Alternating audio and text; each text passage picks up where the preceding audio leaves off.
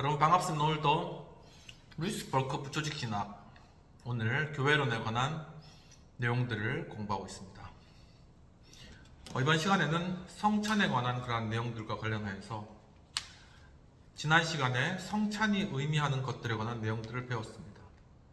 이번 시간에는 성찬이 인친 것들에 관한 내용들을 함께 공부하도록 하겠습니다. 함께 기도하고 주기도문을 기도하고 오늘 시작하도록 하겠습니다. 하늘에 계신 우리 아버지여, 이름이 거룩히 여김을 받으시오며 나라 임하옵시며 뜻이 하늘에서 이룬 것 같이 땅에서도 이루어지이다.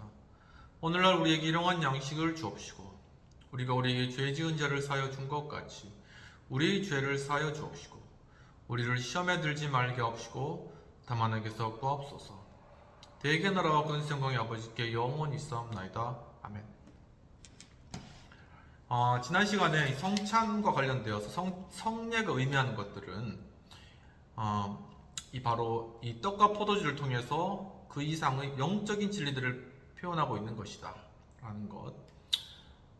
떡을 떼고 포도주를 붓는 일, 먹고 마심으로 떡과 포도주를 완전히 자기 것으로 삼는 것, 다른 이들과 또한 친교의 개념 같은 것들이 있는데, 성찬은 주의 죽으심을 상징적으로 표현하는 것이며, 또한 성찬은 또한 신자가 십자가에 못 박힌 그리스도에 참여하는 것을 상징한다는 것입니다. 세 번째로 성찬은 믿음의 대상으로서의 그리스도의 죽으심과 신자를 그리스도께로 연합시키는 행동에 표현할 뿐만 아니라 영혼의 생명과 힘과 기쁨을 주는 행동의 효과도 함께 표현되는 것. 네 번째로는 마지막으로 성찬은 신자들 상호 간의 연합을 상징하기도 한다라는 것입니다. 두 번째, 성찬이 인친 것들입니다. 성찬은 상징일 뿐만 아니라 즉 도장을 찍는 것이기도 하다라는 것이죠. 오늘날 많은 신자들이 이 사실을 파악하지 못함으로 말미암아 대단히 피상적인 성례관을 가지게 되었다라는 것입니다. 그들은 성찬을 단지 그리스도를 기념하는 것으로, 그리고 그리스도인의 신앙 고백의 표로만 간주하는데, 성례의 두 가지 특성 곧 표지와 이는 서로 밀접한 상관성이 있다라는 것이죠. 하나님의 하나의 상징으로서의 성례, 달리 말하면 성례는 성례가 의미하는 모든 것과 함께 계시된 하나님의 은혜에 대한 보증인 것입니다. 하이델베르크 요리 문답은 이렇게 말하는데, 그리스도는 이 보이는 표징과 보증을 통하여 다음과 같은 것을 우리에게 확신하게 하려고 한다라는 것이죠. 즉, 우리는 우리의 입으로 그를 기념하는 이 거룩한 표지를 받는 것과 같이 확실하게 성령의 은사를 통하여 그의 참된 몸과 피에 참여할 수 있다라는 것이고, 그리고 그의 모든 고난과 죽음이 마치 우리 자신이 우리 죄로 인하여서 고난당하고 하나님께 만족을 드릴 수 있는 것과 같이 확실히 우리의 것이다 라는 것입니다. 여기서 다음과 같은 점들을 주목할 필요가 있는데, 첫 번째는 성찬은 참여자에게 그리스도께서 신자들을 위하여 수치스럽고 비참한 죽음에 자신을 내어주셨다는 사실에 계시된 그리스도의 위대한 사랑을 인쳐준다라는 것입니다. 이 사실은 성찬이 단순히 희생적인 자기 포기의 실제를 증언하는 것만을 의미하는 것이 아니라 성찬에 믿음으로 참여하는 자들에게 그들이 개인적으로 비할 데 없는 사랑의 대상임을 확신시켜준다. 즉 바로 당신이 성찬에 참여한 당신이 하면 놀라우신 사랑을 받았다라는 것을 알려준다라는 것이죠. 두 번째, 뿐만 아니라 성찬은 성찬에 믿음으로 참여하는 자들에게 구속사역의 모든 충만함에서 그들의 구주로서 그들을 위하여 자신을 주신 그리스도의 사랑과 은혜를 약속해 줄 뿐만 아니라 모든 언약의 약속들과 복음의 모든 풍성한 은혜가 거룩한 선물로서 그들의 것이 되었고, 그 선물들을 요구할 수도 있다는 개인적인 확신도 아울러 심어준다라는 것이 되겠습니다. 세 번째로, 한편 성찬은 성찬에 믿음으로 참여한 신자에게 복음의 풍성한 약속을 비준하여 줄 뿐만 아니라 구원의 복이 실제로 그가 그의 소유가 되었다는 사실을 확신시켜준다라는 것이죠. 몸이 떡과 포도주로서 양분을 공급받고 신선한 힘을 얻는 것처럼 믿음을 통하여 그리스도의 몸과 피를 받은 영혼도 현재 영생을 소유할 뿐만 아니라 앞으로 더욱더 풍성하게 소유하게 될 것이다 라는 것입니다. 마지막으로 성찬은 상호적인 성격을 가진 인인데 성찬은 성례에 참여하는 자가 하는 신앙 고백의 표지이기도 하다라는 것이죠. 그들은 떡을 떼고 마실 때마다 그리스도를 자신들의 구주로 고백하며 왕으로서의 그리스도께 충성을 서약하며 그의 거룩한 명령에 순종하는 삶을 살 것을 하나의 서약하는 것이다 라는 것입니다. F.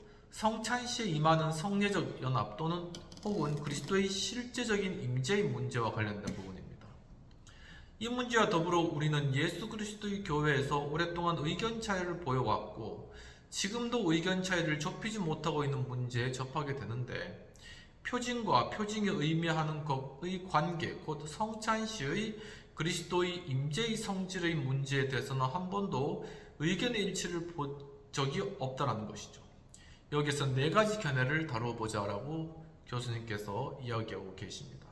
첫 번째는 바로 로마 교회의 견해가 되겠습니다. 로마 교회는 성례적 연합을 물질적 의미로 생각했습니다. 그러나 이와 같은 의미의 성례적 연합은 정당화되기가 어려운 것이죠. 그 표현에 따르면 적절한 의미의 연합이란 있을 수 없기 때문입니다. 표징은 의미하는 것과 결합되는 것이 아니라 그것을 위해 길을 터주기 때문이라는 것이죠. 사제가 이것이 내 몸이라는 예전문을 낭독할 때 빵과 포도주가 그리스도의 몸과 피로 변화된다고 로마 교회는 말하는 것입니다. 물론 이와 같은 변화가 일어난 후에도 빵과 포도주의 모양과 맛은 변하지 않는다고 말하는 것이죠. 이것들의 본질은 변할지라도 속성은 그대로 남는다는 것입니다. 빵과 포도주의 형태로 예수 그리스도의 육체적인 몸과 피가 임재한다 이렇게 본 것이죠. 이에 대한 성경적 근거는 이것은 내 몸이니라는 성찬 제정의 요한복음 6장 50절 이하에서 발견된다는 것입니다. 한번 찾아보면 요한복음 6장 50절 이는 하늘에서 내려온 떡이니 사람으로 하여금 먹고 죽지 아니하게 하는 것이니라 에서 발견됐는데 그러니 앞구절은 요한복음 14장 6절 그러니까 이것은 내 몸이라는 말씀과 또한 요한복음 6장 50절의 이 말씀 이는 하늘에서 내려오는 떡이니 사람으로 하여금 먹고 죽지 아니하게 한 것이다 라는 것. 그러나 앞구절은 요한복음 14장 6절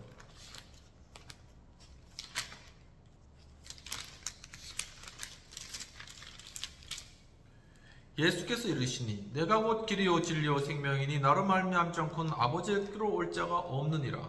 15장 1절 나는 포도나무요 내 아버지는 농부라. 그리고 10장 9절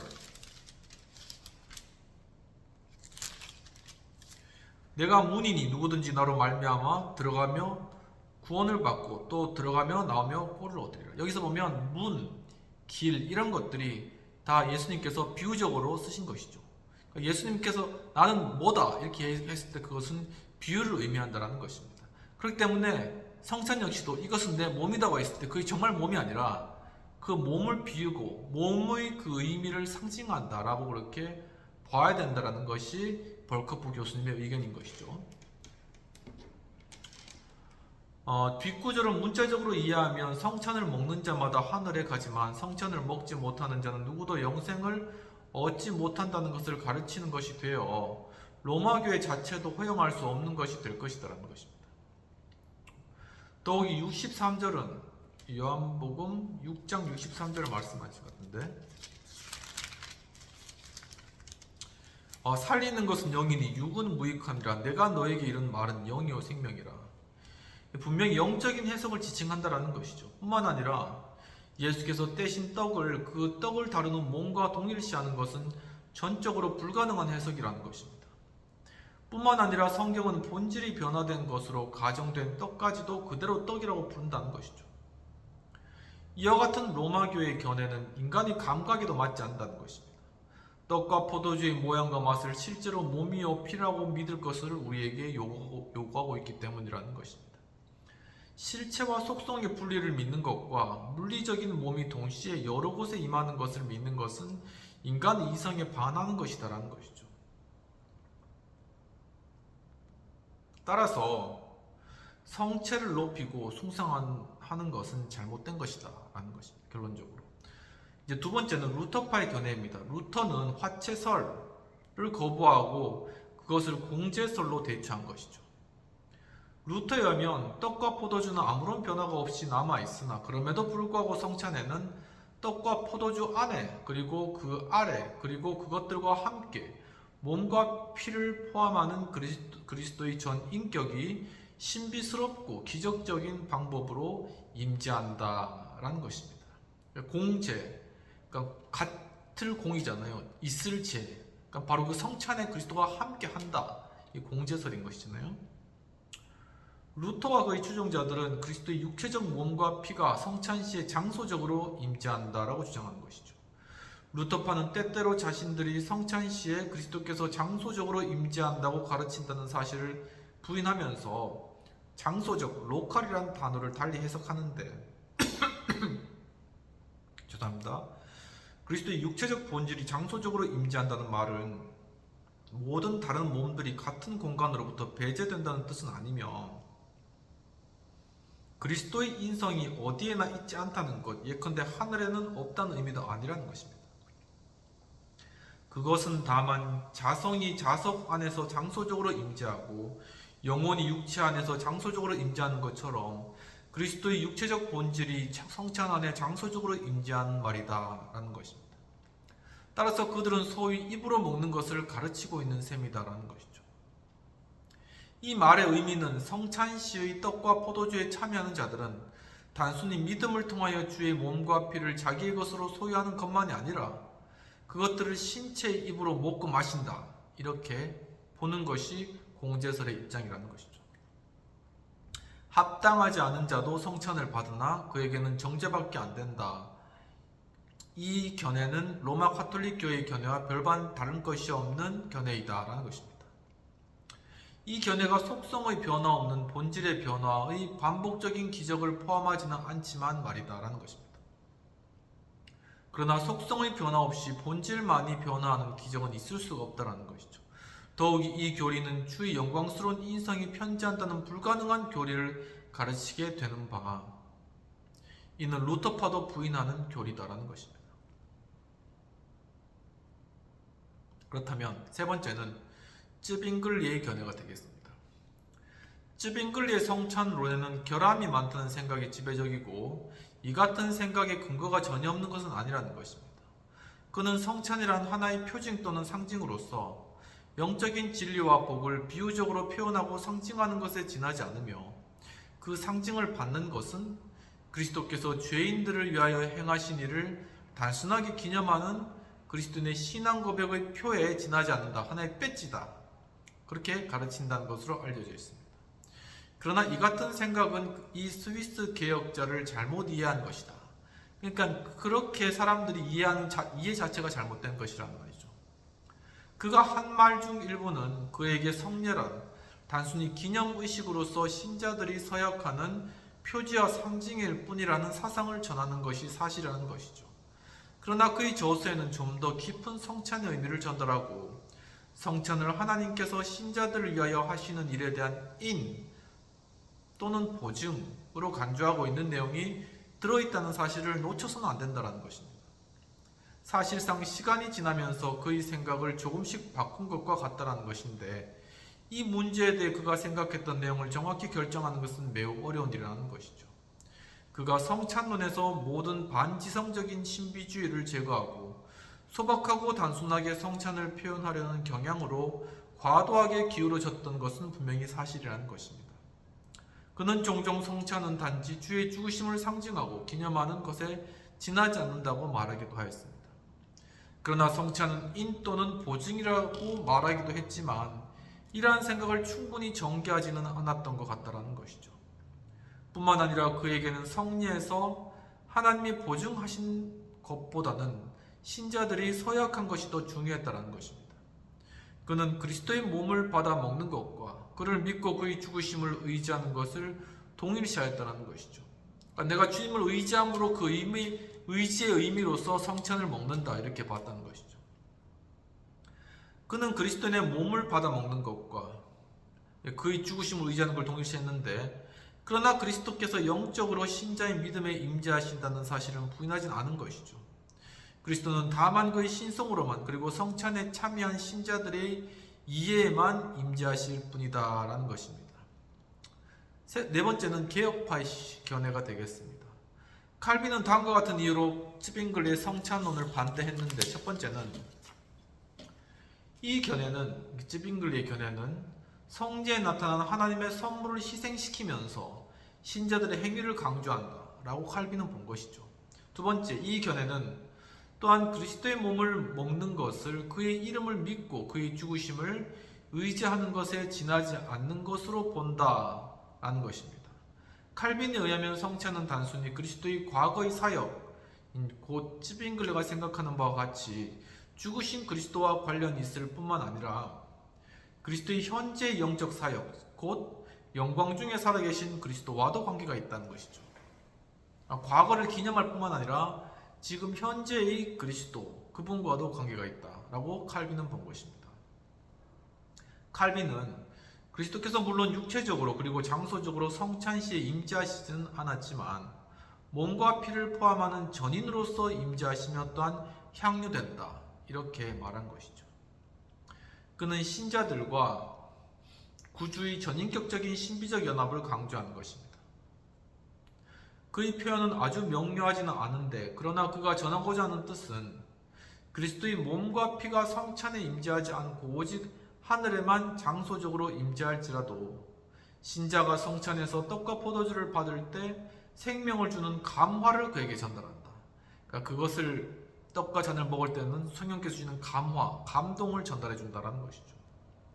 이 감화는 실제적인 것이며 육체적인 것이 아니며 영적이며 신비적이요 성령을 매개로 하여 전달되는 것이며 그리스도의 몸과 피를 상징적으로 받는 믿음의 행위를 조건으로 하여 전달되는 것이다 라는 것이죠.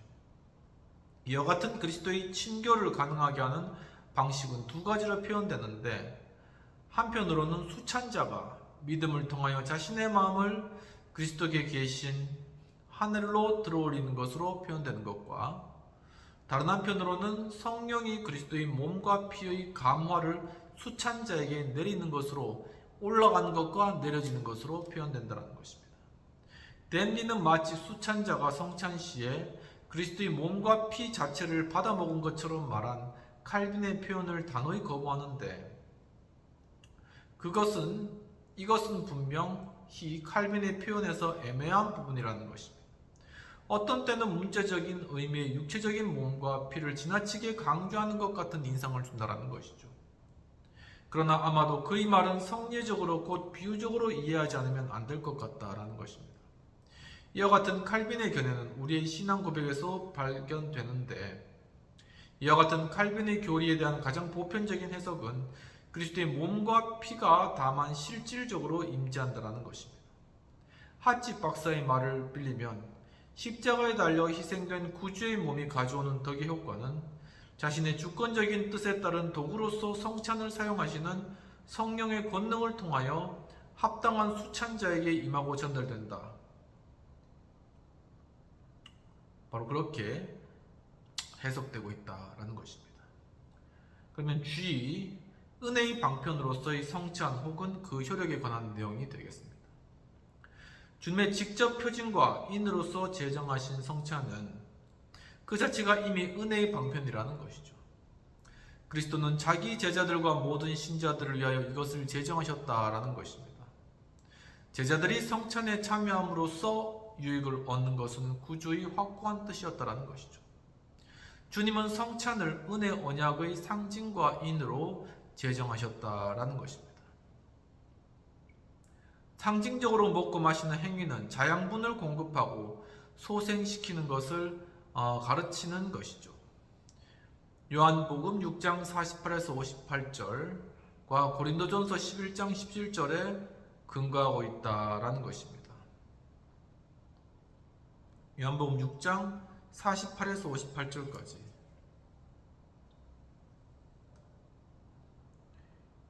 내가 곧 생명의 떡이니라.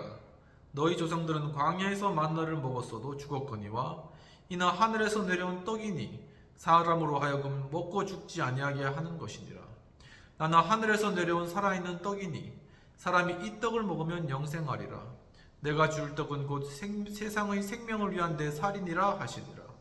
그러므로 유대인들이 서로 다투어 이르되 이 사람이 어찌 능히 자기 살을 우리에게 주어 먹게 하겠느냐. 예수께서 이르시되 내가 진실로 진실로 너에게 이르노니 인자의 살을 먹지 아니하고 인자의 피를 마시지 아니하면 너희 속에 생명이 없느니라. 내 살을 먹고 내 피를 마시는 자는 영생을 가졌고 마지막 날에 내가 그를 다시 살리리라. 내 살은 참된 양식이요 내 피는 참된 음료로다. 내 살을 먹고 내 피를 마시는 자는 내 안에 거하고 나도 그의 안에 거하나니 살아계신 아버지께서 나를 보내심에 내가 아버지로 말미암아 사는 것 같이 나를 먹는 그 사람도 나로 말미암아 살리라. 이것은 하늘에서 내려온 떡이니 조상들이 먹고도 죽은 그것과 같지 아니하여 이 떡을 먹는 자는 영원히 살리라. 이 말씀은 예수께서 가버나움 회당에서 가르치실 때 하셨느니라. 그리고 또한 고린도전서 11장 17절.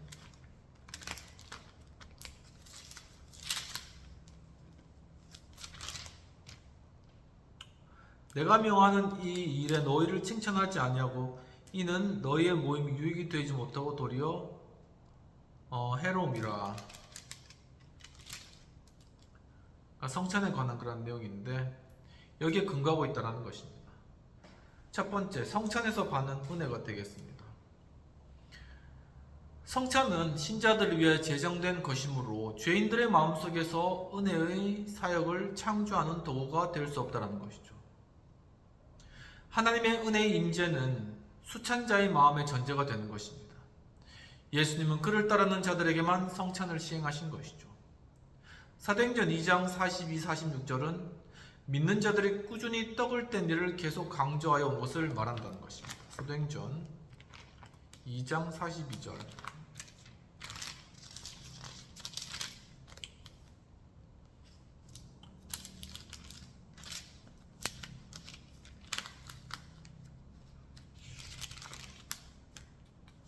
(2장 42절) 그들의 사도의 가르침을 받아 서로 교제하며 떡을 떼며 오로지 기도하기를 힘쓰니라.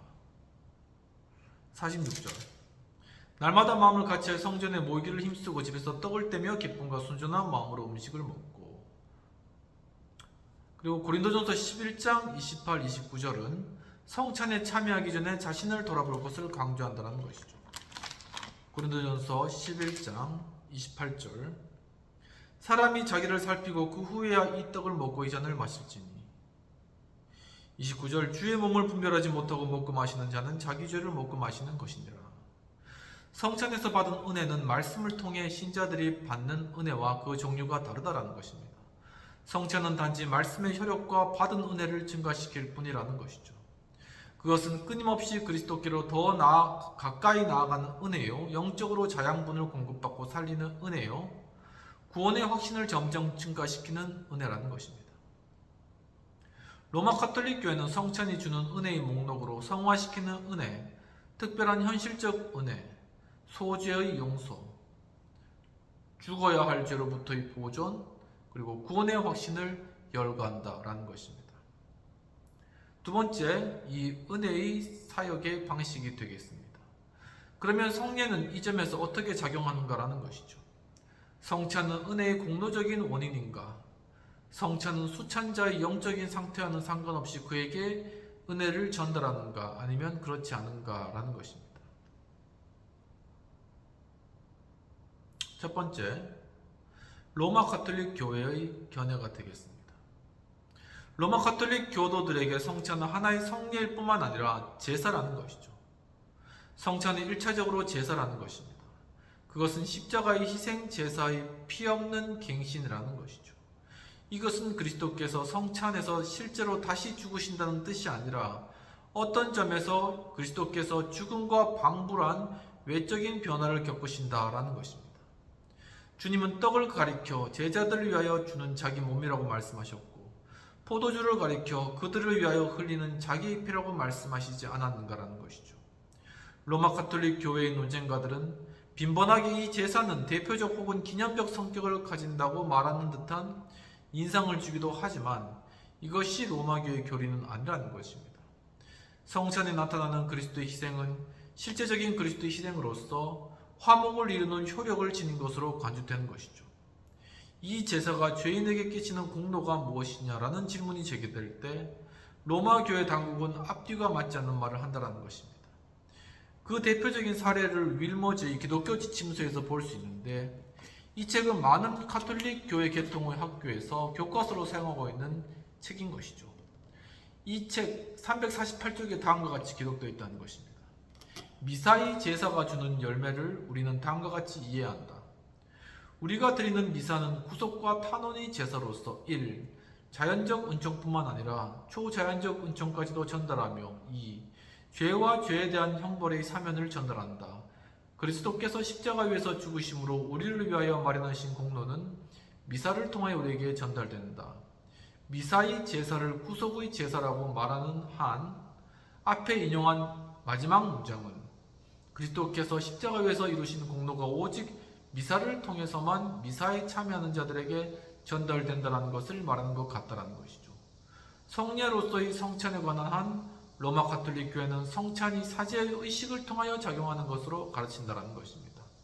이는 바꾸어 말해서 성찬은 성례적 행동 그 자체의 힘으로 작용하는 것이지 수찬자의 행동이나 성향 또는 성직자의 가치의 힘으로 즉 믿음과 은혜를 통해서 작용하는 것이 아니라는 말인 것이죠. 이 말은 또 떡과 포도주를 받는 모든 자들은 그들이 경건한 자들이건 악한 자들이건 간에 역시 떡과 포도주에 포함된 실체로 이해되는 바 상징이 의미하는 그 은혜를 받는다라는 것입니다. 어떻게 수찬자가 생각하든 그렇다는 것이죠. 성찬의식 자체가 수찬자에게 은혜를 전달한다는 것입니다. 이와 동시에 로마 교회는 또한 일관성이 없기는 하지만 성찬의 효력은 어떤 장애물의 존재에 의하여 영혼으로 하여금 은혜를 받을 수 있도록 만드는 성향의 결핍을 통하여 그리고 사제가 교회의 요구를 듣지 아니함을 인하여 완전히 또는 부분적으로 정지될 수 있다라고도 가르치는 것이죠. 두 번째는 개신교의 견해가 되겠습니다. 개신교의 대표적 견해는 성찬이 의식, 예식을 통하여 작용하는 것이 아니라는 것인데 성찬은 그 자체가 은혜의 원인이 아니라 단지 하나님의 손에 있는 도구에 불과하다는 것입니다. 성찬의 효율적인 작용은 수찬자의 믿음 그 자체뿐만 아니라 믿음의 행동에 달려있다는 것이죠. 불신자들은 떡과 포도주를 받을 수 있을지 모르나 그것들이 의미하는 것은 받을 수 없다는 것입니다. 그러나 일부 루터파와 성공회의 고교회파에서는 성찬의 객관성을 유지하고자 하는 열망에서 로마 교회로 기울어지는 경향을 분명히 보여주고 있다는 것이죠. 일치신조는 이렇게 고백하는데 우리가 믿고 가르치고 고백하는 바는 그리스도 안에 있는 참된 신자들과 성찬에 합당하게 참여하는 자만이 아니라 합당하지 못한 자들과 믿지 않는 자들도 그리스도의 참된 몸과 피를 받지만 그렇게 해서는 아무런 위로나 생명을 받지 못하고 그들이 돌이켜 회개하지 않으면 그들은 오히려 그 받는 것 때문에 심판과 정죄에 이르게 된다는 것입니다. 오늘 여기까지 하고 다음 시간에는 성찬 참여자에 관한 내용들을 살펴보도록 하겠습니다. 기도하시겠습니다. 하나님 아버지, 오늘 또한 성찬에 대한 귀한 가르침에 말씀 주신 은혜를 감사합니다. 주님, 참으로 이 성찬을 통하여서 우리가 그리스도의 몸과 피에 참여하고 또한 주님께서 주시는 은혜를 누릴 수 있음을 배웠습니다. 주님, 저희가 이러한 성찬의 큰 기쁨과 은혜 가운데 거하며 참으로 그것을 통하여서 그리스도의 십자가의 고난의 의미를 깊이 깨닫고 부활의 영광에 참여한 지 될 수 있도록 도와주옵소서. 감사하고 모든 말씀 우리 주 예수님 이름으로 기도합나이다. 아멘.